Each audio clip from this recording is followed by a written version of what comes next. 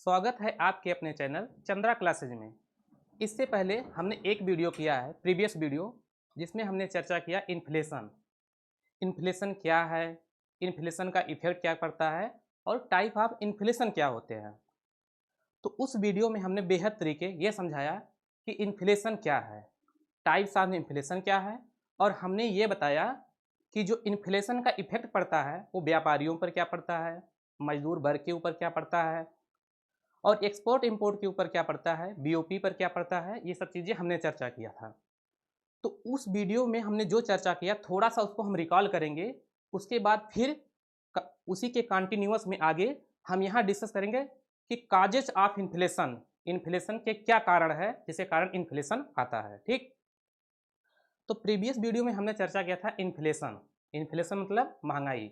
हमने बताया था कि जब गुड्स एंड सर्विसेज की जो प्राइस है वो लगातार कंटिन्यूअस, कंटिन्यूअस मतलब लगातार लगातार लगातार प्राइस बढ़ती रहती है तो उसे हम इन्फ्लेशन कहते हैं। कब, कितने समय तक बढ़ती रहती है ये भी चर्चा किया। क्या है टाइम पीरियड, तो हमने बताया जब एक सप्ताह, एक महीने से अधिक जो सिलेक्टेड गुड्स हैं, कौन से गुड्स हैं, सिलेक्टेड गुड्स हैं, क्योंकि 6 से 97 वस्तुएं होलसेल प्राइस में सिलेक्ट की गई हैं। उन वस्तुओं में से कुछ वस्तुओं की कीमत, सभी की वस्तुएं बढ़ेंगी नहीं, कुछ की बढ़ेंगी कुछ की घटेंगी, लेकिन जब उनका एवरेज निकालेंगे तो एवरेज प्राइस लेवल अप हो जाएगा। और जैसे ही एवरेज प्राइस लेवल अप होगा उसे हम बोल लेंगे इन्फ्लेशन, कि हमारे यहाँ इन्फ्लेशन चल रहा है। ठीक है, उसी क्रम में हमने चर्चा किया कि टाइप्स ऑफ इन्फ्लेशन, इन्फ्लेशन के टाइप्स भी होते हैं, जिसमें हमने बताया कि 4 टाइप ऑफ इन्फ्लेशन होते हैं। फर्स्ट टाइप ऑफ इन्फ्लेशन की बात किए थे तो उसमें हमने बताया था क्रीपिंग इन्फ्लेशन। क्रीपिंग इन्फ्लेशन को हमने बताया कि ये सिंगल डिजिट इन्फ्लेशन होता है, और ये इन्फ्लेशन क्या होता है, जो हमारी इकोनॉमी है, जो हमारी अर्थव्यवस्था है, उसमें बूस्टर का काम करता है, एक टॉनिक का काम करता है। फिर उसके बाद में हमने बताया कि वॉकिंग इन्फ्लेशन, चलती हुई मुद्रास्फीति। फिर हमने क्या बताया, वॉकिंग इन्फ्लेशन, चलती हुई मुद्रास्फीति जो डबल डिजिट में होती है। जैसे ये 10% तक जाती है, ये 3 से ज़्यादा और 10% से कम या 10% तक होती है, जबकि क्रीपिंग इन्फ्लेशन 2 या 3% तक होती है, मतलब 2% या 3% या 3% से कम ऐसे होती है। जिसमें हमने क्रीपिंग इन्फ्लेशन में ये भी बताया था कि जो हमारा फेडरल रिजर्व बैंक है वो, उन्होंने यह डिसाइड किया है, फेडरल रिजर्व बैंक जो है अमेरिका का, उसने यह बताया कि जो हमारी क्रीपिंग इन्फ्लेशन ये 2% पर है तो इससे इकोनॉमी ग्रो करेगी, ये टॉनिक का काम करेगा। क्यों, कैसे करेगा, ये भी हमने उसमें डिस्कस किया कि कंज्यूमर आज के समय में एक्सपेक्ट करते हैं कि प्राइस ज़्यादा बढ़ेगी, और उसी एक्सपेक्टेशन के आधार पर वो डिमांड को बढ़ा देते हैं। और वॉकिंग इन्फ्लेशन को हमने बताया कि ये 3 से अधिक और 10% से कम और 10% के आसपास ये रहती है, उसके बीच में रहेगी। और उसके बाद फिर हमने बताया कि रनिंग इन्फ्लेशन, दौड़ती हुई मुद्रास्फीति। फिर उसके बाद हमने चर्चा किया हाइपर इन्फ्लेशन। और हाइपर इन्फ्लेशन में हमने ये बताया कि जो हाइपर इन्फ्लेशन है इसमें होता क्या है कि इसमें जो मनी होती है वो अपनी वैल्यू खो देती है, और मनी वैल्यू खो देती है उसी के साथ साथ सरकारें भी अपनी वैल्यू खो देती है, क्योंकि सरकारें भी यहाँ कंट्रोल नहीं कर पाती। क्योंकि कोई भी सरकार तो होती है किसी इकोनॉमी में, और वही सरकार उस चीज़ को रेगुलेट करती है। उसी सरकार के अंदर, जैसे हमारे यहाँ गवर्नमेंट है तो उसके अंदर आरबीआई आ रही है, तो जो आरबीआई है किसका बैंक है, ये गवर्नमेंट का बैंक है ना। तो इन्फ्लेशन को कौन कंट्रोल करेगा, गवर्नमेंट और सरकार मिलके, गवर्नमेंट और आरबीआई मिलके कंट्रोल करेंगी। गवर्नमेंट के पास फिजिकल पॉलिसी है और आरबीआई के पास मॉनेटरी पॉलिसी है, तो दोनों मिलके क्या करेंगी, इन्फ्लेशन को कंट्रोल करती हैं। तो एक बार पहले हेडिंग डाल देते हैं इन्फ्लेशन जो हमारा चल रहा था, उसके बाद फिर और रिकॉल करते हैं।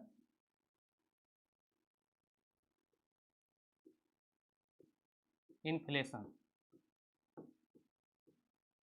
मुद्रास्फीति।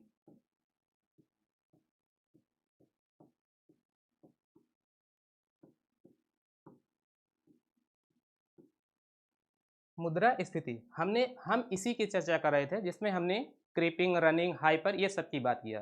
फिर उसमें हमने बात किया था कि जब इन्फ्लेशन होता है तो किसको प्रॉफिट होता है, किसको लॉस होता है। उसमें हमने बताया जो क्रेडिटर होता है और एक डिबेटर होता है, एक ऋणी होता है, एक ऋणदाता होता है, एक ऋणी होता है। तो हमने बताया जो ऋणदाता होता है उसको प्रॉफिट नहीं होता है, लेकिन जो ऋणी होता है उसको प्रॉफिट होता है। क्योंकि इन्फ्लेशन के पहले वो तो जो ऋणी है वो पैसा ले लेता है, बाद में वापस करता है, तो उसकी वैल्यू घट जाती है।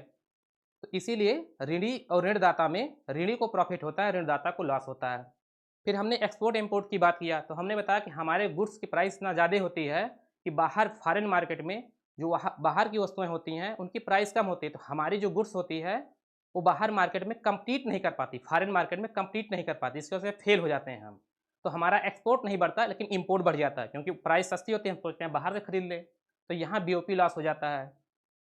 फिर इसी में हमने बताया था कि जो एफडीआई है और एफपीआई है, ये सब क्या होता है, ये सब हमारे यहाँ जो इन्वेस्टमेंट हुए रहते हैं ये भी भागने लगते हैं, क्योंकि यहाँ इन्फ्लेशन देख के कोई यहाँ पर इन्वेस्टमेंट नहीं करना चाहता, तो यहाँ पर डॉलर का भी लॉस होने लगता है, डॉलर बाहर जाने लगता है।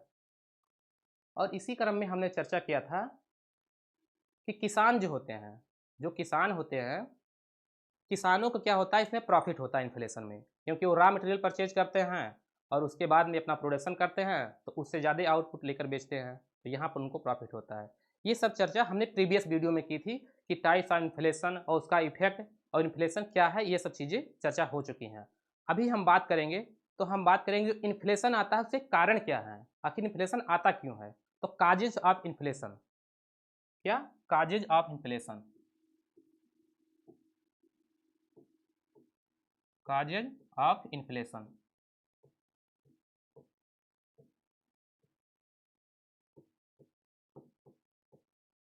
मुद्रा स्थिति के कारण,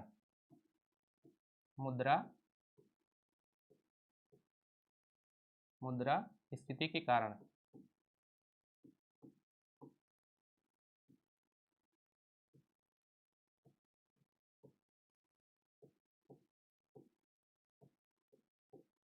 मुद्रा स्थिति के कारण, अब देखिए हमने यहाँ चर्चा कर रहे हैं कि मुद्रा स्थिति के क्या कारण है।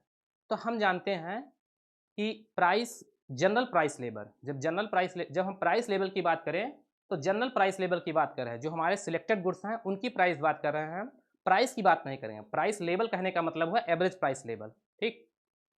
तो यहाँ हम बात कर रहे हैं मुद्रा स्थिति के कारण क्या है, ठीक। अब आप ये बताइए, या demand equal to supply, demand equal to supply हो, जितना हम डिमांड कर रहे हैं और उतना ही सप्लाई हो, तो क्या प्राइस बढ़ेगी? नहीं बढ़ेगी। क्यों? डिमांड इक्वल टू सप्लाई, ये दोनों इक्वल हैं तो प्राइस बढ़ेगी? नहीं बढ़ेगी, क्योंकि जितना हम डिमांड कर रहे हैं उतना सप्लाई हो रही है।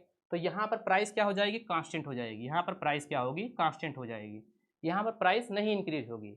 इन्फ्लेशन आने के लिए कंडीशन होना चाहिए, demand is equal to not supply, demand is equal to not supply. जब demand is equal to not supply होगा तभी इन्फ्लेशन आ सकता है। कोई एक ज़्यादा होना चाहिए, कोई एक कम होना चाहिए, तभी इन्फ्लेशन आएगा। क्योंकि हम जानते हैं डिमांड और सप्लाई के दोनों के बीच में कैसा रिलेशन है, दोनों के बीच में एक रिलेशन पाया जाता है। जैसे यहाँ हम दिखाते हैं, देखिए ये है डिमांड और एक सप्लाई, ये सप्लाई है, ये डिमांड है, और जहाँ पर इंटरसेक्ट करेंगे यहाँ पर प्राइस डिसाइड हो जाएगा, ठीक। अब देखिए जैसे ही डिमांड बढ़ जाएगी, जैसे ही डिमांड बढ़ जाए, एक मिनट, ये डिमांड कम हुआ,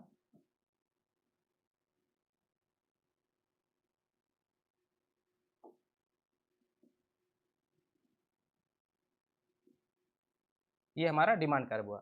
अब यहाँ पर क्या है, जैसे ही डिमांड बढ़ जाए, मान लो डिमांड बढ़ के यहाँ हो जाए, ठीक, डिमांड बढ़ के यहाँ हो जाए तो प्राइस भी हमारी बढ़ जाएगी और क्वांटिटी भी बढ़ जाएगी, ठीक। पहले Q1 था, अब Q2 हो गया, प्राइस P2 हुई। क्योंकि प्राइस बढ़ने के साथ जो प्रोड्यूसर है वो अपना प्रोडक्शन बढ़ाने की कोशिश करता है और Q2 पर ही आ जाता है। और सप्लाई, सब देखिए सप्लाई अभी स्थिर है, सप्लाई साइड जो है वो स्थिर है, और प्राइस बढ़ गई तो क्वांटिटी भी बढ़ गई। लेकिन इस सप्लाई को हम बढ़ाकर कांस्टेंट भी कर सकते हैं। देखिए हम कुछ ऐसा करें, मान लीजिए कलर चेंज कर रहे हैं एक समझने के लिए, यहाँ पर प्राइस जैसे बढ़ती है, डिमांड बढ़ती है तो प्राइस बढ़ जाती है, क्योंकि डिमांड जैसे ही बढ़ रही है वैसे ही प्राइस बढ़ रही है। क्योंकि डिमांड के साथ जो प्राइस का रिलेशन वो कैसा है, वो निगेटिव रिलेशन है। प्राइस बढ़ेगी तो डिमांड कम होगी। लेकिन यहाँ पर क्या हो रहा है कि यहाँ पर जैसे ही ये प्राइस, पहले यहाँ पर प्राइस थी ये, ठीक है, लेकिन डिमांड बढ़ गई तो प्राइस हमको बढ़ाना पड़ेगा, क्योंकि सप्लाई नहीं बढ़ पा रही है, सप्लाई उससे कम बढ़ पा रही है, सप्लाई Q2 पर है। ठीक, कुछ ऐसा हो जाए कि यही सप्लाई जो है, ये सप्लाई, ठीक है, ये सप्लाई रेखा है और इसी प्राइस पर, एक मिनट, यहाँ पे हो जाए। ठीक, ये सप्लाई यहाँ पे हो जाए, ये डिमांड सप्लाई एक ही जगह कट करें तो प्राइस वही रहेगी। तो कहने का मतलब यहाँ हमारा ये है, इसको मिटाते हैं।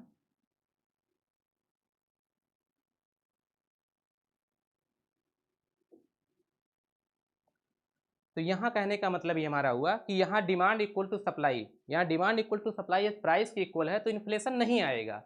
तो इसको क्या होना पड़ेगा, डिसइक्विलिब्रियम में आना होगा, demand is equal to not supply, तभी हमारा इन्फ्लेशन आएगा। ठीक है, तो जो मुद्रास्फीति के कारण है वो दो कारण है, दो फैक्टर है जिसके कारण हमारी मुद्रास्फीति आती है, उसको हम लिखते हैं। कौन से फैक्टर हैं, तो एक फैक्टर है डिमांड पुश इन्फ्लेशन और एक फैक्टर है सप्लाई साइड इन्फ्लेशन। तो दो चीज़ों के कारण इन्फ्लेशन आता है, किस किस के कारण, demand push inflation demand side के कारण और सप्लाई साइड के कारण। तो उस चीज़ को हम डायग्राम के थ्रू समझते हैं, मतलब एक डायग्राम नहीं, मतलब एक चार्ट के थ्रू समझते हैं, उसके बाद फिर डायग्राम की चर्चा आगे करेंगे।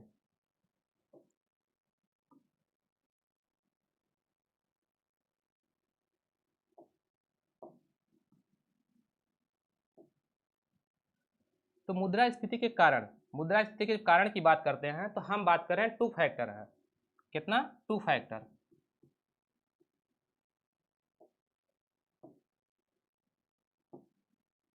Two factor,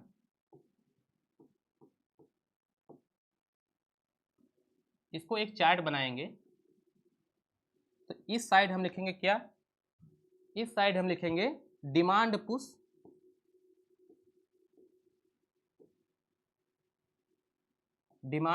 inflation.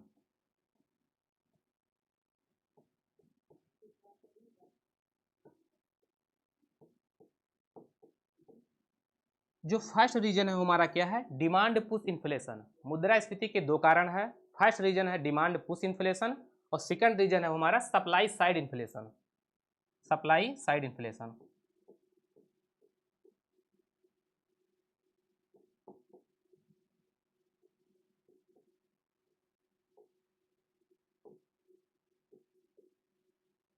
देखिए, डिमांड पुश इन्फ्लेशन और सप्लाई साइड इन्फ्लेशन, अब ये दो फैक्टर जो हैं यही हमारा इन्फ्लेशन को जनरेट करते हैं। ठीक है, तो एक डिमांड पुश एक सप्लाई साइड।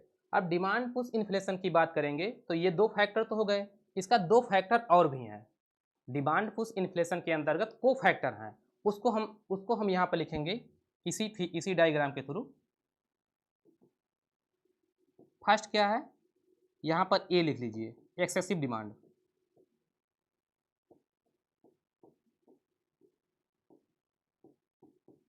Excessive demand. और बी क्या है हमारा, एक्सेसिव मनी सप्लाई। बी हमारा क्या है, एक्सेसिव मनी सप्लाई।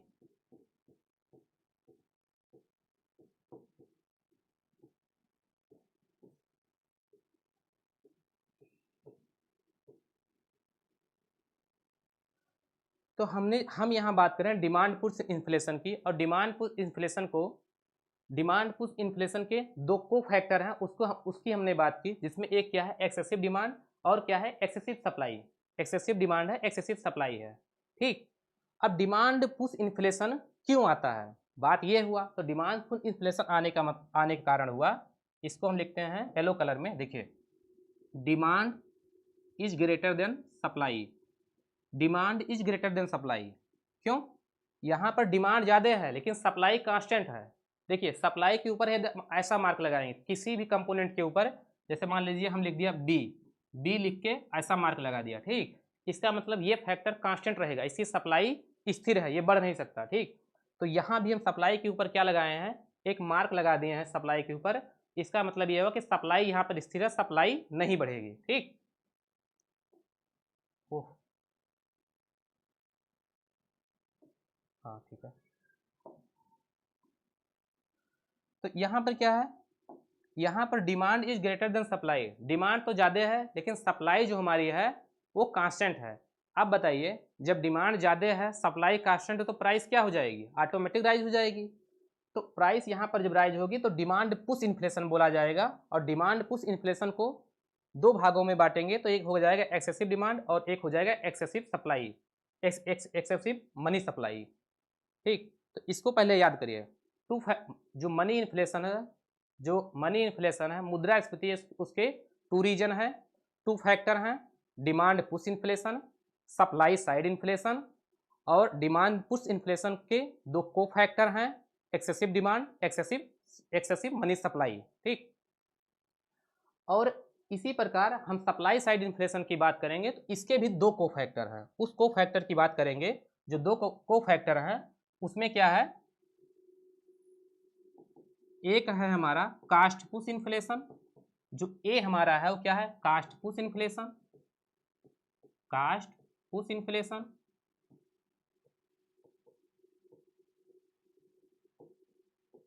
एक हमारा क्या, कास्ट पुश इन्फ्लेशन, और दूसरा हमारा क्या है, जो बी नंबर हमारा बी, वो हमारा है स्ट्रक्चरल इन्फ्लेशन, स्ट्रक्चरल बॉटलनेक लिख लीजिए, स्ट्रक्चरल बॉटलनेक।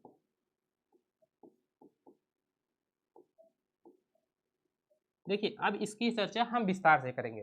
पहले इसको एक बार आप अपने माइंड मैप बनाइए, कॉपी पेन लिए हैं तो उस पर जो लिखते चल रहे हैं उसको लिखिए, उसके साथ कोई चीज़ पढ़िए तो उसी समय कोशिश करिए कि उसी समय याद हो जाए। बहुत बाद के लिए देखिए, बाद के लिए कुछ उतना चीज़ें बचती नहीं है कि आप उसको बाद में रिकॉल करें। बेहतर तरीका यही रहेगा कि जब पढ़िए उसी समय याद होते जाए। ठीक, तो एक माइंड मैप बनाइए। काजेज ऑफ इन्फ्लेशन के टू फैक्टर हैं, डिमांड पुश इन्फ्लेशन और supply side inflation. Demand push inflation को के टू को फैक्टर हैं, excessive demand, excessive money supply. Supply side के टू को फैक्टर हैं, कास्ट पुश इन्फ्लेशन और स्ट्रक्चरल बॉटलनेक। तो अब देखिए इसका हिंदी एक बार हम बोल देते हैं। जैसे एक्सेसिव डिमांड अधिक मांग, एक्सेसिव मनी सप्लाई अधिक मनी सप्लाई। ठीक, अधिक money supply. Cost push inflation लागत जन मुद्रास्फीति। ठीक, स्ट्रक्चरल बॉटलनेक संरचनात्मक बॉटलनेक, मतलब जो भी यहाँ संरचनात्मक कुछ होगा बॉटलनेक। देखिए इसका हिंदी तो नहीं समझ में आ रहा क्या होगा बॉटलनेक। बॉटलनेक का मतलब पहले समझ लीजिए क्या हुआ। जैसे मान लीजिए ये बॉटल हुआ, ठीक, ये बॉटल हुआ, तो इसका जो नेक होता है गर्दन ऐसे कुछ होता है, पतला होता है। इसमें कोई चीज़ निकालेंगे बॉटल से ऐसे उल्टा करके तो गर्दन इतना पतला है, तो हम कोई चीज़ ऐसे उलट दिए निकलने के लिए तो धीमे धीमे निकलेगा ना। तो स्ट्रक्चरल बॉटलनेक का कुछ मतलब है संरचनात्मक अवरोध। बॉटलनेक का मतलब हुआ संरचनात्मक अवरोध। तो यह सप्लाई साइड में एक क्या है, कास्ट पुश इन्फ्लेशन है, एक स्ट्रक्चरल बॉटलनेक है। बॉटलनेक का मतलब हुआ कि ये बॉटल होता है, इसका नेक मतलब गर्दन, तो इसका गर्दन इतना पतला होता है कि कोई चीज़ निकालते हैं तो अवरोध पाया जाता है, तो यहाँ स्ट्रक्चरल अवरोध पाया जाएगा। अभी हम इसको विस्तार से चर्चा करेंगे, एक एक की चर्चा करते चलेंगे। यदि आप कंपोनेंट अच्छे से लिख लिए हैं और समझ लिए हैं तो एक एक चर्चा हम शुरुआत करते हैं।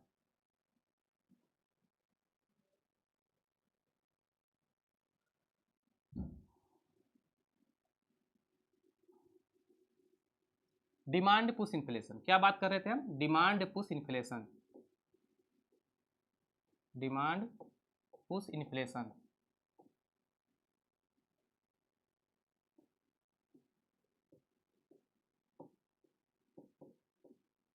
हम बात कर रहे थे डिमांड पुश इन्फ्लेशन, और हमने इसके बताया था कि इसके टू फैक्टर हैं।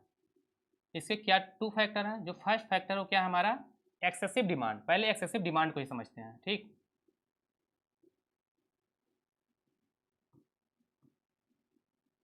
एक्सेसिव डिमांड,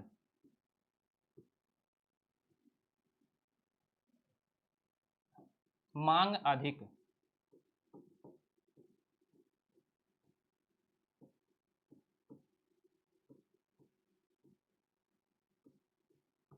क्या हुआ, मांग अधिक, एक्सेसिव डिमांड, मांग अधिक। ये को फैक्टर है, इसका हम ए नाम दिए थे। ठीक है, मांग अधिक का क्या मतलब हुआ, हम कह रहे हैं मांग ज़्यादा बढ़ जाए और सप्लाई कांस्टेंट रहे। मांग ज़्यादा बढ़ जाए, सप्लाई कांस्टेंट रहे तो इन्फ्लेशन आ जाएगा।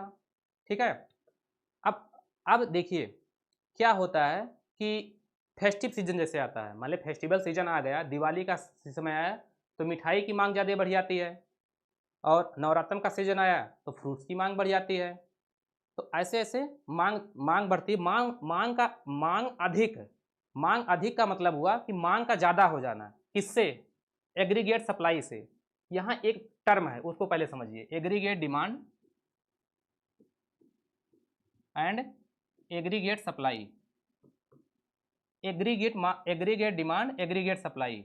एग्रीगेट डिमांड का मतलब है समग्र मांग, और एग्रीगेट सप्लाई का मतलब समग्र सप्लाई। देखिए, इन्फ्लेशन की जब चर्चा हम करते हैं तो ये माइक्रो कॉन्सेप्ट नहीं, मैक्रो कॉन्सेप्ट है। और मैक्रो कॉन्सेप्ट के लिए एग्रीगेट डिमांड का यूज किया जाता है। सभी मांग, जितनी भी मांग है सबको जोड़ लो। ऐसा नहीं है कि हम सेब की मांग कर रहे हैं, इंडिविजुअल मांग कर रहे हैं, इंडिविजुअल मांग नहीं होगा, एग्रीगेट डिमांड होगा। तो एग्रीगेट और एग्रीगेट सप्लाई, इन दोनों को पहले समझते हैं, ठीक है। तो यहाँ पर क्या होगा, एक्सेसिव डिमांड में जो एग्रीगेट डिमांड होगा वो ग्रेटर देन होगा एग्रीगेट सप्लाई से, ठीक। तो जब एग्रीगेट डिमांड एग्रीगेट सप्लाई से ज़्यादा होगा तो प्राइस क्या होगी, राइज हो जाएगी। तो ये कौन सा इन्फ्लेशन होगा, ये होगा मांग अधिक के कारण ये हो जाएगा डिमांड पुश इन्फ्लेशन, ठीक है। अब क्या है, अब आप ऐसा भी सोच सकते हैं कि मांग अधिक में दोनों में डिफरेंट है। जैसे मान लीजिए ठंडी का समय आ रहा, अभी टमाटर की प्राइस 80 रुपये केजी के आसपास है, लेकिन अभी ठंडी आ जाएगा तो टमाटर की डिमांड भी बढ़ेगी लेकिन प्राइस भी घट जाएगी। तो यहाँ इस चीज़ की बात नहीं हो रही, यहाँ बात हो रही है कि जो एग्रीगेट सप्लाई है, एग्रीगेट डिमांड उससे ज़्यादा होना चाहिए, तब डिमांड पुश इन्फ्लेशन आएगा। ऐसा नहीं है कि अभी ठंडी के सीजन में टमाटर की डिमांड बढ़ गई, उसकी प्राइस भी घट जा रही है, तो वो मांग तो अधिक वहाँ भी हो रहा है, लेकिन वो डिमांड पुश इन्फ्लेशन है नहीं है। क्यों? क्योंकि वहाँ एग्रीगेट सप्लाई जो है एग्रीगेट डिमांड से ज़्यादा है, यहाँ एग्रीगेट सप्लाई कम है। लेकिन उस अभी ठंडी के सीजन में जब आएगा तो टमाटर की प्राइस भी घटेगी और डिमांड भी बढ़ेगी, ठीक है। तो वहाँ पर सप्लाई ज़्यादा होता है, लेकिन यहाँ पर क्या होना चाहिए, जब डिमांड पुश इन्फ्लेशन में एक्सेसिव डिमांड की बात होगी तो एग्रीगेट डिमांड ज़्यादा होगा एग्रीगेट सप्लाई से, तो उसे मांग अधिक बोलेंगे। मांग अधिक का यहाँ मतलब ये हो रहा है, जब मांग अधिक की बात करेंगे तो एग्रीगेट सप्लाई से बात करेंगे, ना कि हम बात कर लेंगे मतलब ऐसे क्या नाम है कि अभी टमाटर की सीजन आ रही तो अधिक डिमांड और अधिक में दोनों में डिफरेंट है। अब डिफरेंट हमें लगता है आप समझ गए होंगे हम क्या बताने की कोशिश कर रहे हैं, ठीक है। देखिए, अब ये जो हमारा एक्सेसिव डिमांड, ये हमारा एक फिजिकल फैक्टर है। क्या है? एक फिजिकल फैक्टर है। और हम जानते हैं कि हमारे एक प्रसिद्ध अर्थशास्त्री हैं जेएम कीन्स, जो इसी से रिलेटेड हैं। जेएम कीन्स इससे रिलेटेड हैं और उन्होंने ये कॉन्सेप्ट दिया कि एक्सेसिव डिमांड से इन्फ्लेशन कैसे आता है, ठीक। तो यहाँ पर हम चर्चा करेंगे जेएम कीन्स। जब यहाँ एक्सेसिव डिमांड में एक प्रसिद्ध अर्थशास्त्री हैं JM Keynes, John Maynard Keynes, कि 20वीं सदी के एक महान अर्थशास्त्री ने थे। इन्होंने बताया कि एक जो हमारा डिमांड पुश इन्फ्लेशन है, इसमें एक इन्फ्लेशनरी गैप पाया जाता है। और डिमांड पुश इन्फ्लेशन होता क्यों है उसको यहाँ पर इन्होंने दिखाया। तो ये बताते हैं कि हमारी एग्रीगेट सप्लाई जो है और एग्रीगेट डिमांड, ये हमारी क्या हुआ, एग्रीगेट सप्लाई हुई और ये हमारी हुई एग्रीगेट डिमांड। एग्रीगेट डिमांड, तो आप यहाँ देखिए, जैसे यहाँ प्राइस P1 है और क्वांटिटी Q है। जैसे ही प्राइस P2 हो रही है, क्वांटिटी Q2 हो जा रही और एग्रीगेट डिमांड बढ़ के AD2 हो जा रही है, ठीक। यहाँ पर तो ऐसा हो नहीं रहा, यहाँ पर इन्फ्लेशन कैसे आ रहा है, यहाँ इन्फ्लेशन नहीं आ रहा है क्योंकि यहाँ पर क्या हुआ, रुकिए, हाँ, क्वांटिटी भी बढ़ जा रही है और हाँ, यहाँ पर एग्रीगेट डिमांड भी बढ़ रही है, क्वांटिटी भी बढ़ रही है और प्राइस भी बढ़ रही है। तो यहाँ ऐसा नहीं हो रहा है, यहाँ इन्फ्लेशन नहीं आ रहा है। लेकिन जो जीएम कीन्स बोलते हैं वो कीन्स किस तरह बोलते हैं उसको समझते हैं। इसको पहले हमने बताया कि बेसिक कि प्राइस बढ़ने के साथ क्वांटिटी कैसे बढ़ रही है और एग्रीगेट डिमांड कैसे बढ़ रहा है, ठीक।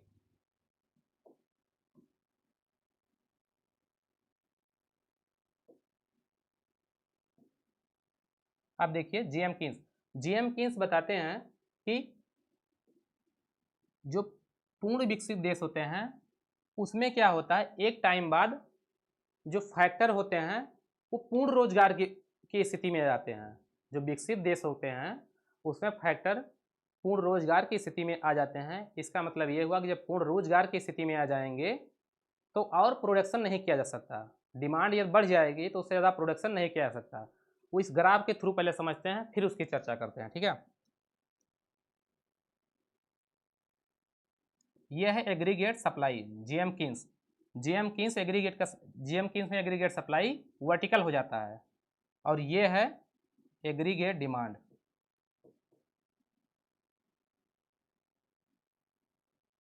एग्रीगेट डिमांड AD1 AD2 और एग्रीगेट डिमांड AD3, और ये हमारा हुआ YF, ये हमारा YF हुआ, ये X एक्सिस हुआ, ये Y एक्सिस हुआ, और ये हमारा प्राइस P1 हुआ, ये P2 हुआ, और ये P3 है। ये हमारा क्या है, इसको हम बोलेंगे फुल एम्प्लॉयमेंट, फुल एम्प्लॉयमेंट।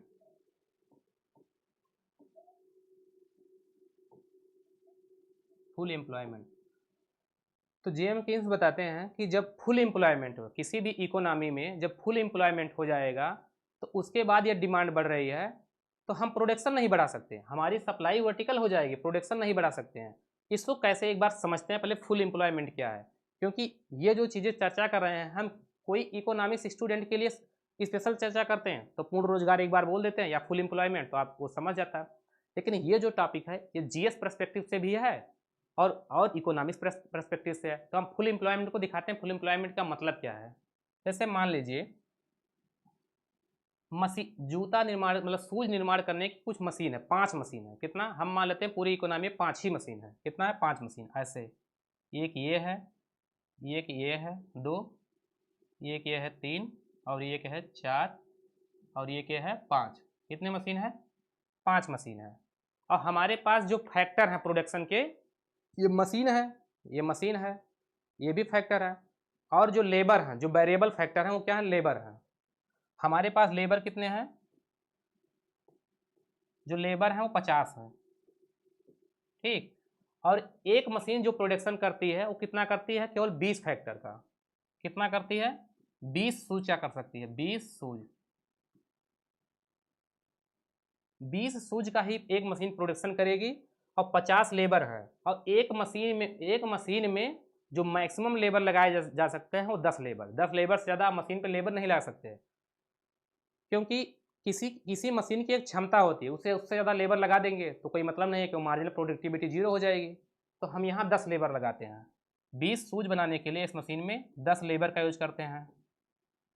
तो 20 सूज बनाएंगे एक मशीन में और 10 लेबर का यूज करेंगे। अब आप बताइए, इसमें 10 लेबर का यूज करें तो इसमें भी 10 करेंगे, इसमें भी 10 करेंगे, इसमें भी 10 करेंगे, और इसमें भी 10 लेबर का यूज करेंगे।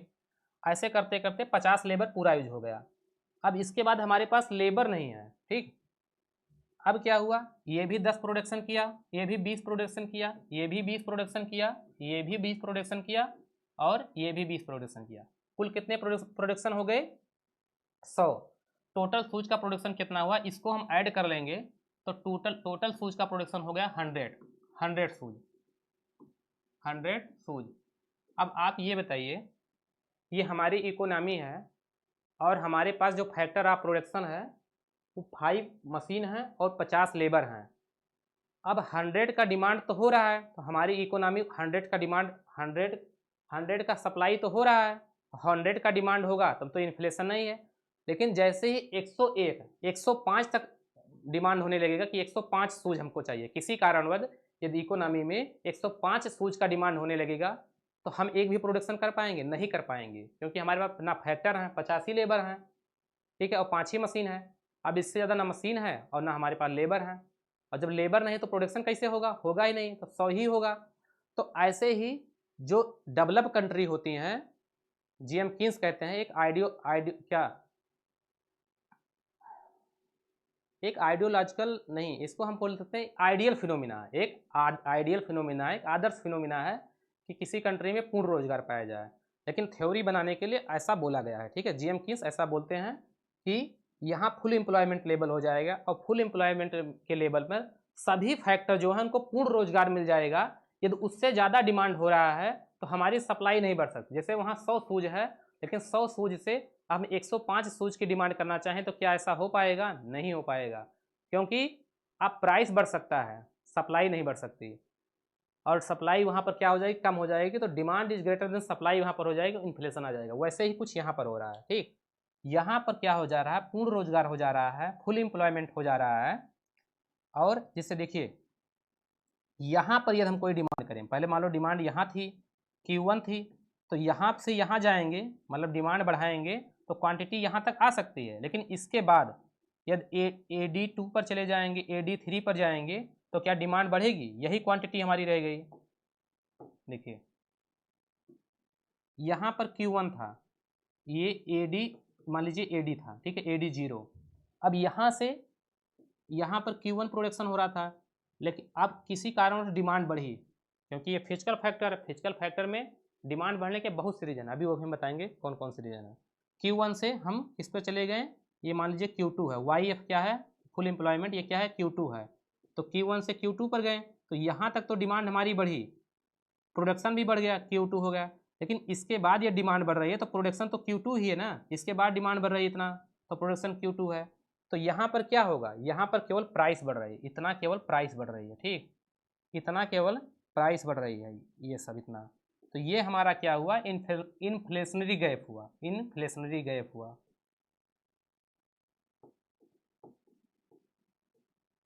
इन्फ्लेशनरी गैप, जिसको हम बोलते हैं IG, इसको हम लिख सकते हैं शॉर्टकट में IG, इन्फ्लेशनरी गैप या मुद्रास्फीति अंतराल। तो यहाँ एक महत्वपूर्ण कॉन्सेप्ट की चर्चा इसमें हो जाती है, इन्फ्लेशनरी गैप या मुद्रास्फीति, जो कि GM केन से संबंधित है। और ये क्वेश्चन बहुत सी चीज़ों में रिपीट हुआ है। अभी आप GS पर्सपेक्टिव से देखेंगे तो उसमें भी रिपीट हुआ, PGT में तो है ही, TGT में, नेट JRF में ये आराम से पूछ लिया था कि इन्फ्लेशनरी गैप क्या है, किसने दिया था और कैसे होता है। ठीक, अब आपके मन में यह सकता है, सर जी ये जो GM केन्स थे ये डेवलप कंट्री के इकोनॉमिस्ट थे, और डेवलप कंट्री में ऐसा बात की कि फुल एम्प्लॉयमेंट पाया जाता है, तो LDC में क्या ऐसा नहीं होगा? पहले देखते हैं LDC में भी ऐसा होता है कि नहीं। तो LDC में भी इन्फ्लेशनरी गैप पाया जाएगा। क्यों पाया जाएगा उसको देखते हैं। यहाँ में तो पाया जा रहा है डेवलप कंट्री में, क्योंकि यहाँ जितने भी फैक्टर हैं उनको फुल एम्प्लॉयमेंट मिल गया है, और फुल एम्प्लॉयमेंट मिल जाने के बाद एक टाइम बाद अपना प्रोडक्शन कांस्टेंट कर देते हैं, उनकी सप्लाई रुक जाती है, वर्टिकल हो जाती है, उससे ज़्यादा प्रोडक्शन नहीं हो सकता, तो प्राइस ही बढ़ती रहती है। ठीक, अब हम बात करें किसकी, LDC की, कि LDC में ऐसा होता है कि नहीं। तो LDC में भी ऐसा होता है, उसकी हम चर्चा करेंगे।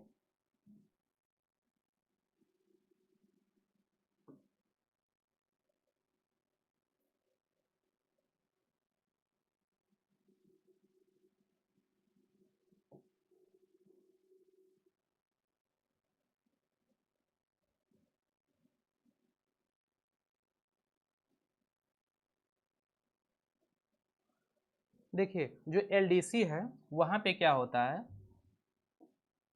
ये हमारा LDC कंट्री की बात हो रहा है। ठीक, LDC मतलब लो डेवलप कंट्री, जैसे इंडिया, लैटिन अमेरिका, ये सब। इंडिया तो अभी डेवलपिंग में है। तो इस सब कंट्री में क्या होता है, जो एग्रीगेट सप्लाई कर्व होता है वो ऐसे होता है। ठीक, और ये हमारा क्या हुआ, एग्रीगेट डिमांड कर्व हुआ। ये हमारा क्या हुआ, एग्रीगेट डिमांड हुआ। ये हमारा एग्रीगेट सप्लाई हुआ, ये हमारा एग्रीगेट डिमांड हुआ। यहाँ पर क्या होता है, देखिए ये हमारा है, देखिए जब एग्रीगेट सप्लाई कर वर्टिकल होगा तो ये YF लेवल पर आएगा। किस पर आएगा, YF लेवल। YF लेवल क्या है, फुल एम्प्लॉयमेंट लेवल है। लेकिन इसमें क्या होता है, LDC में फुल एम्प्लॉयमेंट पर इकोनॉमी पहुंच ही नहीं पाती, कुछ यहाँ पर पहुँच के रुक जाएगी। ये हमारा मान लीजिए Q1 हुआ, ये Q2 हुआ, तो P1 ये हो गया प्राइस और P2 हो गया। ठीक, इसको समझिए अच्छे से। LDC कंट्री में क्या होता है, ये हमारा फुल एम्प्लॉयमेंट लेवल है। कभी भी इकोनॉमी फुल एम्प्लॉयमेंट लेवल पर पहुंच ही नहीं पाती है, क्योंकि यहाँ सप्लाई साइड बॉटलनेक पाया जाता है, पिछड़ी तकनीक पाई जाती है, पिछड़ा एग्रीकल्चर पाया जाता है। सप्लाई साइड बॉटलनेक का मतलब हुआ कि हमारे पास क्षमता तो है लेकिन हम प्रोडक्शन नहीं कर पाते हैं। जैसे हमको TGT PGT ये सब क्वालिफाई करने की क्षमता, असिस्टेंट प्रोफेसर बनने की क्षमता है, लेकिन हम क्षमता को यूज ही नहीं करते हैं। वैसे LDC में है। LDC में क्या है, फुल एम्प्लॉयमेंट में जाने की क्षमता है, लेकिन ये फुल एम्प्लॉयमेंट पे जा ही नहीं पाते। वो क्या होता है कि उनका यहीं पर क्या हो जाता है, एक प्रकार से Q1 Q2 पर प्रोडक्शन ही रुक जाता है, और जब प्रोडक्शन रुक जाता है तो उनके सप्लाई का कुछ ऐसे हो जाती है, यहीं पर ऐसे हो जाती है, जो कि फुल एम्प्लॉयमेंट लेवल यहाँ पर है, तो यहीं पर कुछ ऐसे हो जाएगी। ये देखिए, एक मिनट, ऐसे कुछ, हाँ ऐसे, यहीं पर इनकी सप्लाई कर्व ऐसे ही वर्टिकल हो जाएगी। तो अब यहाँ पर एग्रीगेट डिमांड जाएगा, तो यहाँ पर क्या होगा, इतना प्राइस बढ़ गई कि नहीं बढ़ गई, बढ़ गई, क्योंकि यहाँ पर Q2 से ज़्यादा प्रोडक्शन हो ही नहीं सकता। यहाँ देखिए आप, इतना प्रोडक्शन हो रहा है तो Q2 से ज़्यादा प्रोडक्शन हो नहीं सकता, क्योंकि प्राइस यहाँ पर बढ़ सकती है, P2 से P3 जा सकती है। तो कहने का मतलब यहाँ पर हुआ कि यहाँ पर सप्लाई साइड बॉटलनेक पाया जाएगा। सप्लाई साइड बॉटलनेक का मतलब हुआ कि पिछड़ी तकनीक पाई जाएगी, पिछड़ा एग्रीकल्चर पाया जाएगा, पिछड़ा इन्वेस्टमेंट पाया जाएगा, बहुत चीज़ें पिछड़ी पाई जाएंगी, जिसके कारण कि हमारे अंदर क्षमता तो है लेकिन हम विकास नहीं कर पाते हैं, क्योंकि हमारे यहाँ अच्छी टेक्नोलॉजी नहीं है, और अच्छा इंफ्रास्ट्रक्चर नहीं है, अच्छा बैंकिंग सिस्टम नहीं है, अच्छा एजुकेशन सिस्टम नहीं है। इसलिए हम फुल एम्प्लॉयमेंट लेवल पर नहीं जाते हैं। फुल एम्प्लॉयमेंट लेवल के पहले ही हमारा supply side bottleneck, supply side bottleneck के कारण हमारा यहाँ पर एक्सेसिव डिमांड पुश इन्फ्लेशन आ जाता है। ठीक है, एक्सेसिव डिमांड के कारण डिमांड पुश इन्फ्लेशन आ जाता है, क्योंकि हमारी तकनीकें क्या हुई, पिछड़ी हुई। तो एलडीसी में भी तो यहाँ कहने का मतलब हुआ जो डिमांड पुश इन्फ्लेशन है, ये एलडीसी में भी पाया जाएगा और डेवलप कंट्री में पाया जाएगा। डेवलप कंट्री में इस कारण पाया जाएगा क्योंकि सभी फैक्टर को पूर्ण रोजगार पाया जा रहा है, और एलडीसी में इस कारण पाया जाएगा क्योंकि यहाँ सप्लाई साइड बॉटलनेक है। सप्लाई साइड बॉटलनेक कहने का मतलब हुआ कि पिछड़ी तकनीक, पिछड़ा एग्रीकल्चर, बैंकिंग सिस्टम, ऐसे तमाम चीज़ें ले लिए, ठीक, जिसके कारण हमारा सप्लाई साइड नहीं बढ़ता, उस चीज़ को हम सप्लाई साइड बॉटलनेक बोलते हैं। ठीक, अब हम चर्चा कर लिए हैं एक्सेसिव डिमांड। अब हमारा जो को फैक्टर सेकंड है वो हमारा है excessive money supply. Excessive money supply, अब हम बात करेंगे excessive money supply.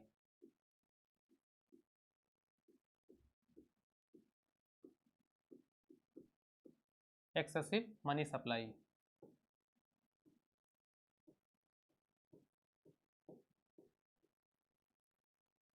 Excessive money supply का मतलब हुआ अधिक मुद्रा पूर्ति, अधिक,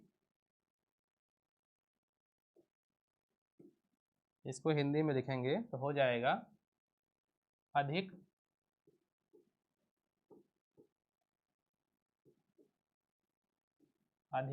मुद्रा आपूर्ति।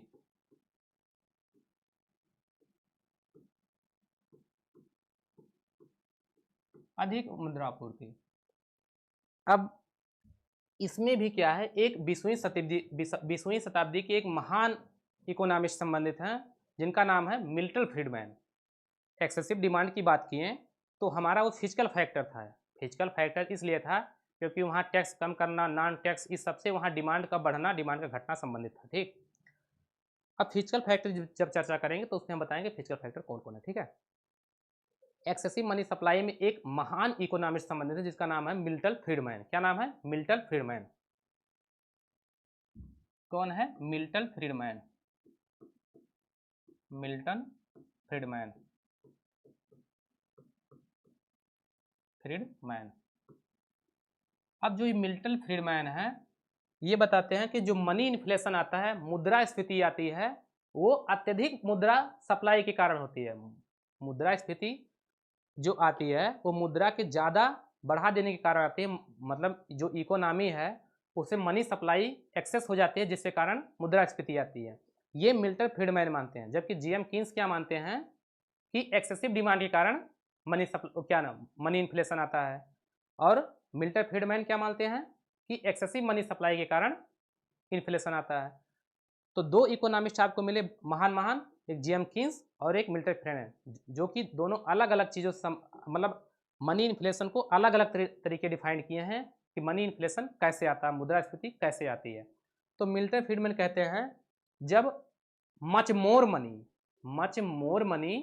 Chasing few goods, much more money chasing few goods, मतलब अधिक अधिक मुद्रा कम वस्तुओं का पीछा करती है तो उसे हम क्या कहते हैं, मुद्रास्फीति कहते हैं। मिल्टन फ्रीडमैन का कहना हुआ जब अधिक मुद्रा कम वस्तुओं का पीछा करे तो उसे हम क्या कहते हैं, उसे हम कहते हैं मुद्रास्फीति।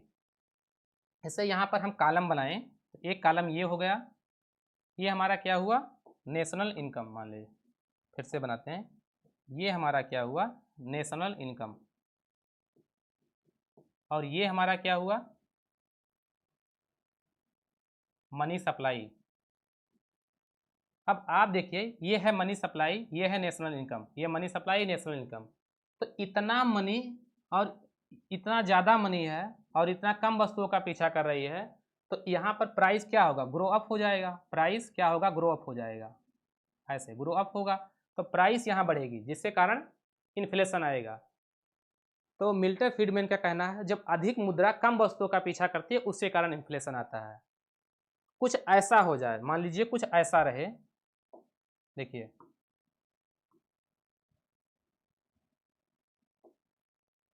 ये है नेशनल इनकम। नेशनल इनकम क्या है, पहले यही जान लीजिए। National income goods and services, जितने गुड्स और सर्विसेज प्रोडक्शन कर रहे हैं उसकी जो मॉनेटरी वैल्यू है वही नेशनल इनकम है। तो ये गुड्स ही तो हुआ, गुड्स एंड सर्विसेज हुआ, तो यही goods and services national income हुआ। और ये हमारी मनी सप्लाई, ये हमारी मनी सप्लाई, दोनों इक्वल हैं, दोनों इक्वल हैं, तो no inflation, no inflation, no inflation, कोई मुद्रास्फीति नहीं होगी।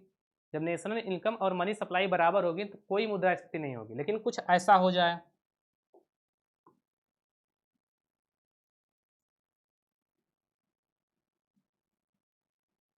देखिए कुछ ऐसा रहे कि नेशनल इनकम ज़्यादा रहे। नेशनल इनकम ज़्यादा होने का मतलब हुआ है कि गुड्स एंड सर्विसेज का प्रोडक्शन ज़्यादा है। नेशनल इनकम ज़्यादा होने का सीधा सीधा मतलब है कि गुड्स एंड सर्विसेज का प्रोडक्शन ज़्यादा है, कि गुड्स एंड सर्विसेज की जो मॉनेटरी वैल्यू होती है वही नेशनल इनकम होती है, ठीक। और जो मनी सप्लाई है वो कम हो जाए, मनी सप्लाई जो है वो कम हो जाए, इतना ही रहे। अब आप बताइए कि गुड्स एंड सर्विसेज ज़्यादा है, मनी सप्लाई कम है, तो क्या होगा, रिसेशन आएगा, ये हो जाएगा रिसेशन।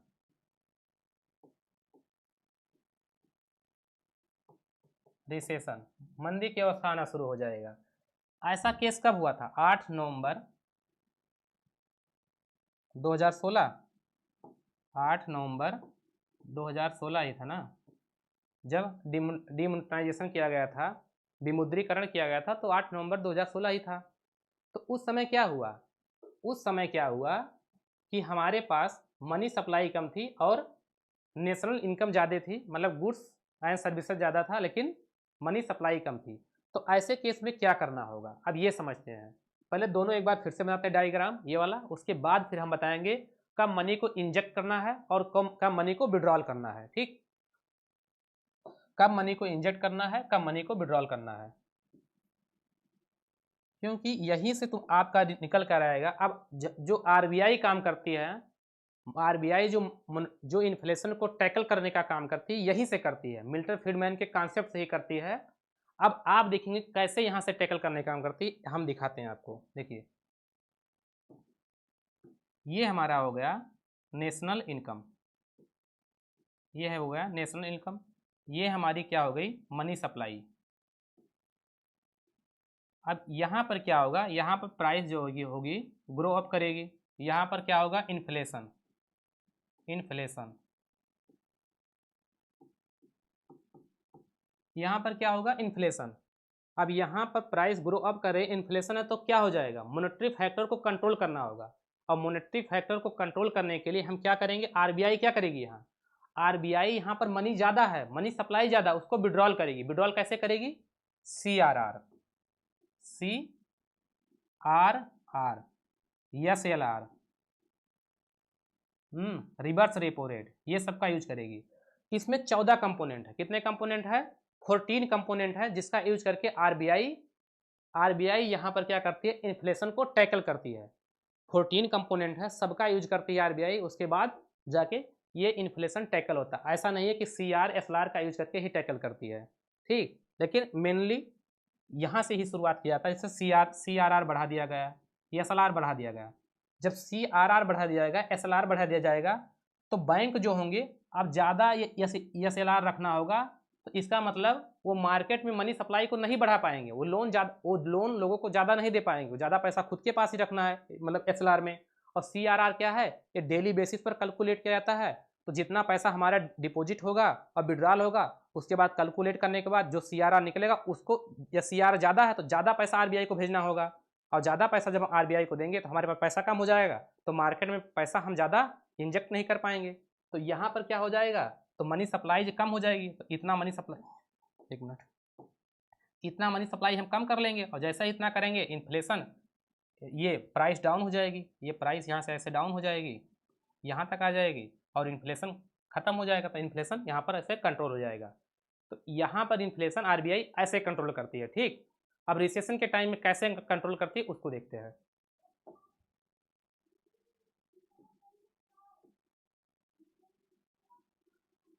यहाँ पर क्या हुआ, ये हुआ नेशनल इनकम, और ये हमारा हुआ मनी सप्लाई, ये हुआ नेशनल इनकम, ये हुआ मनी सप्लाई। अब यहाँ पर क्या हुआ कि नेशनल इनकम ज़्यादा है, गुड्स एंड सर्विसेज का प्रोडक्शन ज़्यादा है, और जो हमारी मनी सप्लाई है वो कम है। अब मनी सप्लाई जब कम है तो हम डिमांड ही कम कर पाएंगे, तो प्राइस ऑटोमेटिक डाउन हो जाएगी, रिसेशन आ जाएगा। देखिए, मनी सप्लाई बढ़ने का मतलब हो कि डिमांड बढ़ जाना, तो मनी सप्लाई हम यहाँ बात कर रहे हैं, तो मनी सप्लाई बढ़ने का मतलब हुआ कि जितना ज़्यादा मार्केट में मनी जाएगी उतना ज़्यादा डिमांड बढ़ेगी। तो यहाँ मनी कम है, यहाँ मनी का सप्लाई कम है, तो डिमांड ही कम है, और डिमांड का भी तो प्राइस डाउन अप हो जाएगी और रिसेशन आ जाएगा। तो यहाँ पर क्या पा जाएगा, रिसेशन, रिसेशन।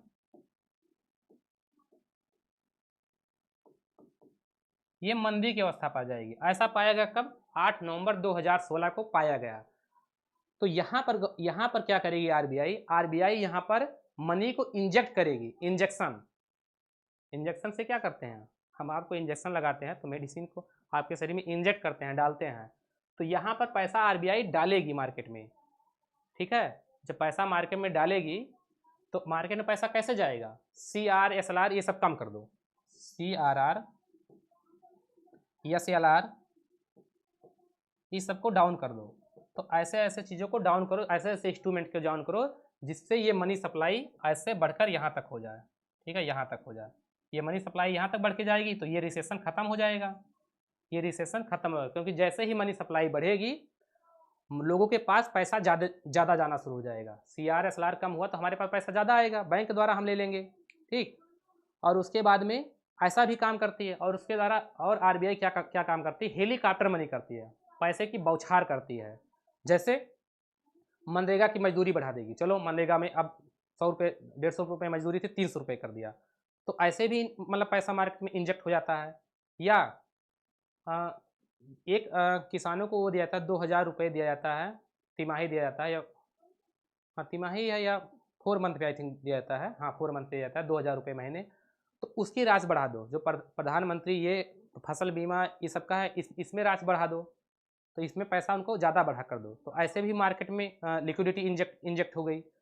तो लिक्विडिटी जब मार्केट में इंजेक्ट होगी तो मनी सप्लाई बढ़ जाएगी, लोगों के पास पैसा ज़्यादा जाएगा और ज़्यादा डिमांड करना शुरू कर देंगे, और जैसे ही डिमांड करेंगे तो मार्केट तो इकोनॉमी हमारी ग्रो अप होना शुरू हो जाएगी, क्योंकि डिमांड करेंगे तो जो प्रोड्यूसर होगा सोचेगा अच्छा मेरी डिमांड बढ़ रही है, थोड़ा सा प्राइस बढ़ाएगा, और डिमांड तो उस समय क्या होगा, जब थोड़ा सा प्राइस बढ़ाएगा तो उस समय उसको प्रॉफिट मोटिव मिल जाएगा, मतलब प्रॉफिट मिलना शुरू होगा, और वो प्रोडक्शन अपना बढ़ा देगा, तो हमारी इकोनॉमी ग्रोथ कर जाएगी, हमारा मार्केट मैकेनिज्म फिर संतुलन पर आ जाएगा। तो मिल्टन फ्रीडमैन का कॉन्सेप्ट पूरा आरबीआई इस तरह यूज करता है, और आरबीआई इस ऐसे यूज करके इन्फ्लेशन को टैकल करता है। तो अभी हमने क्या बात किया कि डिमांड साइड इन्फ्लेशन की बात किया, डिमांड पुश इन्फ्लेशन की बात किया कि डिमांड साइड से इन्फ्लेशन कैसे आता है। तो हमने एक बात किया कि एक्सेसिव डिमांड हो जाता है और एक्सेसिव मनी सप्लाई होता है। एक्सेसिव डिमांड में हमने बात किया कि जो हमारा डिमांड है वो सप्लाई से ज़्यादा होता है, यहाँ भी डिमांड सप्लाई से ही ज़्यादा हो रहा है, डिमांड यहाँ भी सप्लाई से ज़्यादा ही हो रहा है, ठीक। और उसके बाद हाँ, उसके बाद एक्सेसिव डिमांड में हमने बात किया एक्सेसिव मनी सप्लाई का, एक्सेसिव डिमांड, अच्छा ठीक है सॉरी, डिमांड पुश इन्फ्लेशन हमने बात किया एक्सेसिव डिमांड का और एक्सेसिव मनी सप्लाई का, जो कि उसके दो को फैक्टर थे, और को फैक्टर की चर्चा हमने किया जिसमें एक थे जेएम कीन्स और एक में थे मिल्टन फ्रीडमैन। अब इसके आगे बढ़ते हैं, अब हम जाते हैं सप्लाई साइड इन्फ्लेशन। ठीक है, अभी हमने बात किया डिमांड साइड इन्फ्लेशन की, अब हम बात करेंगे सप्लाई साइड इन्फ्लेशन की। Supply side inflation, supply side inflation.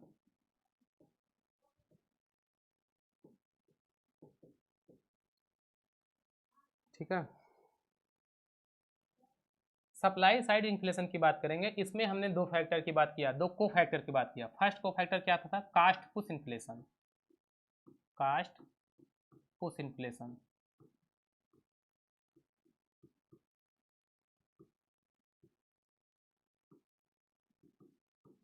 First हमारा क्या हुआ? कास्ट पुश इन्फ्लेशन, लागत जन मुद्रास्फीति। कास्ट पुश इन्फ्लेशन का मतलब हुआ लागत जन मुद्रास्फीति। तो हमारा जो कास्ट पुश इन्फ्लेशन है इसको हम थ्री को फैक्टर में बांटते हैं। ठीक है, कौन कौन से? देखिए, ये एक हो जाएगा प्रॉफिट, प्रॉफिट पुश इन्फ्लेशन।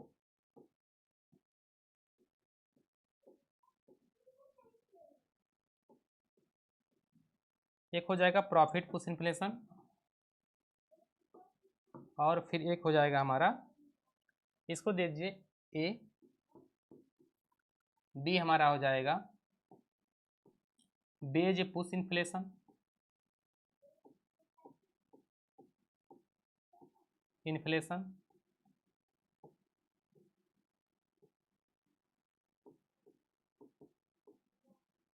और थर्ड हमारा हो जाएगा C number profit push wage push raw material.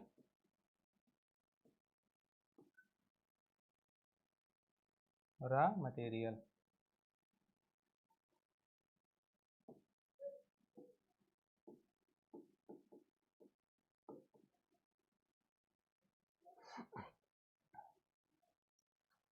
Profit push inflation. Profit push inflation का मतलब हुआ कि लाभ जन मुद्रा, लाभ जन मुद्रास्फीति। इसमें क्या होता है, जो प्रोड्यूसर होता है, मान लीजिए प्रति प्रोडक्ट 100 रुपये प्रॉफिट हो रहा था। कितना? प्रति प्रोडक्ट 100 रुपये प्रॉफिट हो रहा था।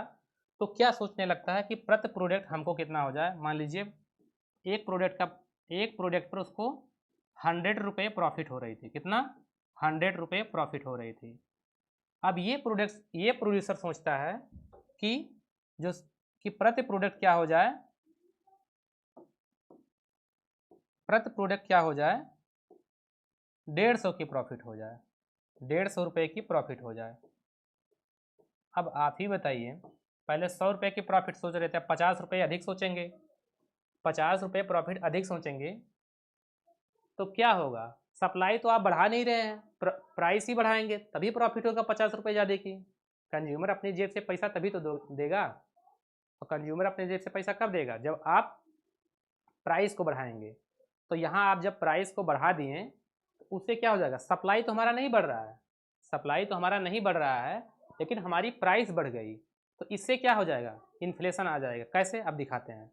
यहाँ पर क्या होता है, देखिए, ये कास्ट जो सप्लाई साइड इन्फ्लेशन होता है, यहाँ पर कुछ ऐसे होता है कि डिमांड जो है ये हमारी कांस्टेंट होती है और सप्लाई हमारी कांस्टेंट नहीं होती है, लेकिन सप्लाई हमारी बढ़ती नहीं।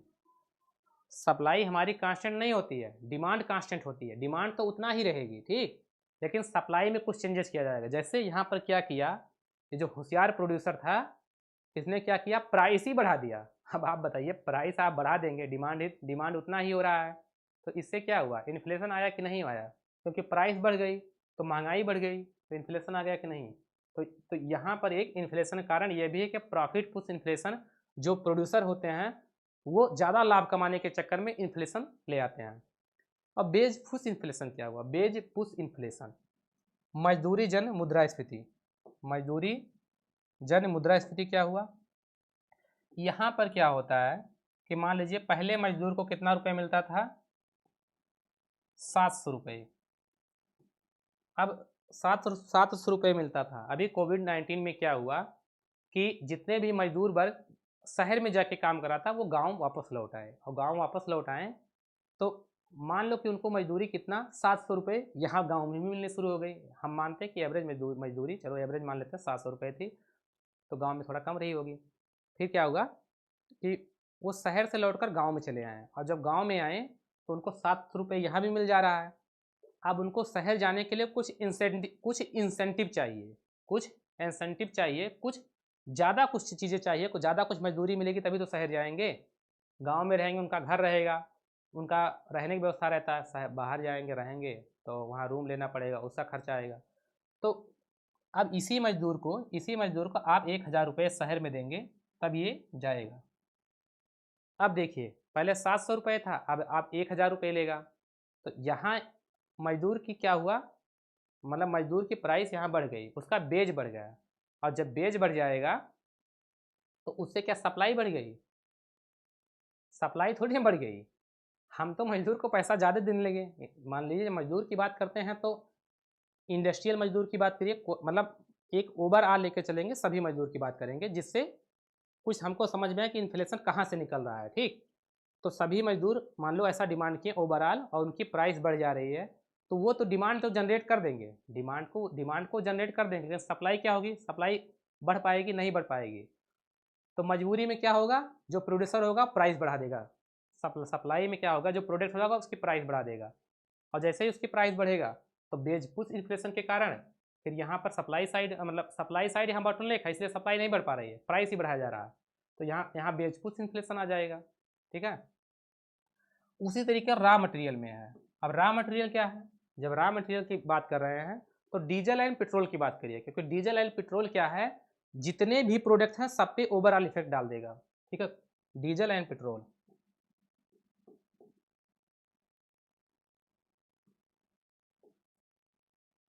Diesel and petrol, diesel and petro product, ये एंड है, पेट्रो प्रोडक्ट, एक मिनट,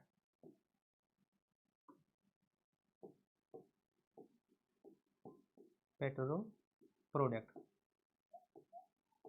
अब डीजल एंड पेट्रो प्रोडक्ट की बात करेंगे तो ओवरऑल सभी पर इफेक्ट, या डीजल की प्राइस बढ़ जा रही है तो क्या होगा, ट्रांसपोर्टेशन कास्ट बढ़ेगा, और ट्रांसपोर्टेशन जब कास्ट बढ़ेगा तो कोई भी हम गुड्स का प्रोडक्शन करेंगे तो इधर से उधर ले जाएंगे तो उसकी प्राइस उसमें जुड़ ही जाएगी। तो डीजल एंड पेट्रोल का यदि मतलब प्राइस बढ़ रहा है तो सभी की प्राइस बढ़ना मस्ट हो जाएगा, ये आप जान लीजिए, क्योंकि जितना भी प्रोडक्शन होगा वो डीजल एंड पेट्रोल का यूज किया ही जाएगा। ठीक है, तो रॉ मटेरियल की प्राइस बढ़ेगी तो हर चीज, जितनी भी चीज़ें हैं उसकी प्राइस बढ़ जाएगी, और उसकी जब प्राइस बढ़ जाएगी तो इसमें क्या सप्लाई साइड थोड़ा ना कुछ बढ़ जाएगा, सप्लाई साइड केवल प्राइस ही बढ़ेगी, सप्लाई थोड़ी नहीं बढ़ जाएगा, डिमांड हमारी उतनी कांस्टेंट रहेगी। तो क्या हो जाएगा, रॉ मटेरियल की प्राइस बढ़ रही है तो उसके कारण भी इन्फ्लेशन आएगा, जिसको हम क्या बोलेंगे, cost push inflation. Profit push inflation हुआ, बेज पुश इन्फ्लेशन हुआ, या रॉ मटेरियल इन्फ्लेशन हुआ, इन सबको हम बोलेंगे क्या, कास्ट पुश इन्फ्लेशन। अब इसके बाद हम बात करेंगे, कास्ट पुश इन्फ्लेशन हो गया, स्ट्रक्चरल बॉटलनेक। सप्लाई साइड में हमने क्या बात किया, cost push inflation, structural bottleneck.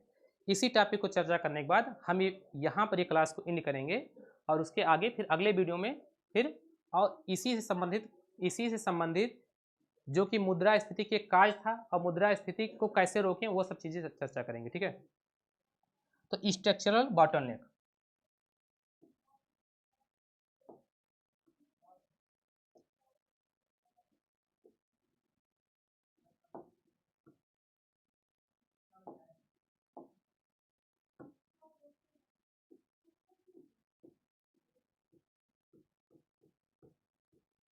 Structural bottleneck.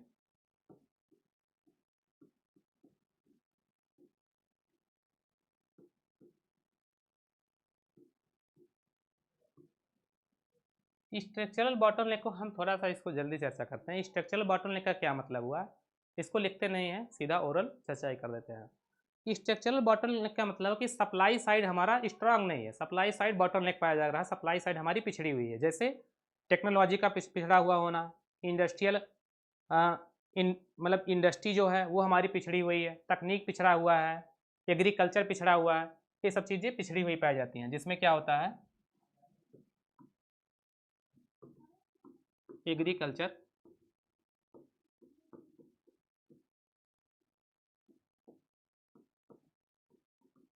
Agriculture industry, technology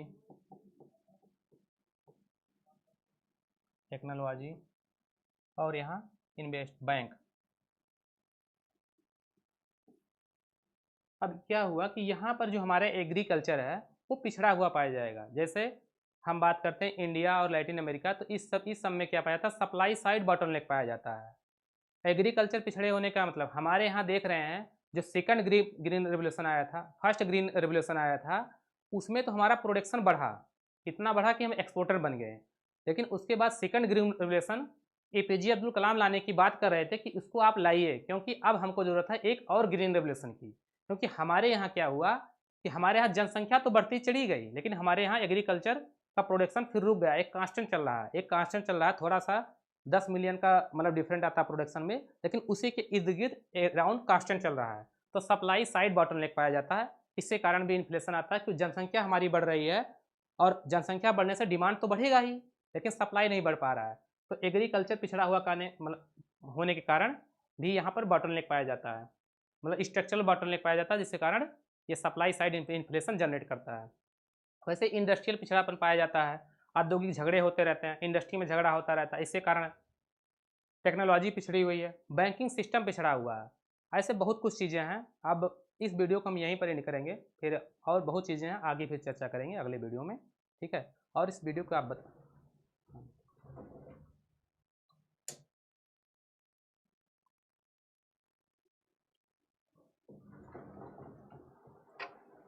प्रणाम सर।